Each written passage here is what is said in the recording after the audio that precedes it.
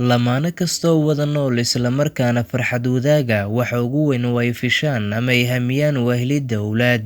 Qof kastoo ka mid ah lamaanahaasina waxa uu ku duceystaa hanashada awlaad baari ah in Ilaahay reerka uu ku soo biiriyo. Fanaanka caanka ah Xariir Axmed Cabdulaahi iyo sidoo kale xaaskiisa Najax ayaa wiil u dhashay. Inta marxaladda foosha ay ku jirto Najax isla markaana ay taallay isbitaalka ay ku dhalaysay, waxaa marnaba qadkaan ka bixin oo koolahaan telka ugu jiray fanaanka Xariir oo la sheegay in xaaskiisa Najax uu la qaybsanaya xanuunka foosha. Dad badan oo isbitaalka ku helinaya gabadhan ayaa aad ula dhacay sida Xariir Axmed uu u garab taagnaa xaaskiisa isla markaana uu la qaybsanaya xanuunka foosha ee Najaxayay waqtigaasi. Lamaanahan oo farxad ku wada nool isla markaana xiriirkooda ku fikira hadba heerka uu joogo inuu ka sii sare maro, waxaa u dhashay wiil kaas oo dunida yimid isagoo caafimaad qaba, sidoo kalena hooyada dhashay iyaduna ay bad qabto. Inaad garab siiso xaaskaaga xilliyada adag waa wax wanaagsan isla markaana xambaarsan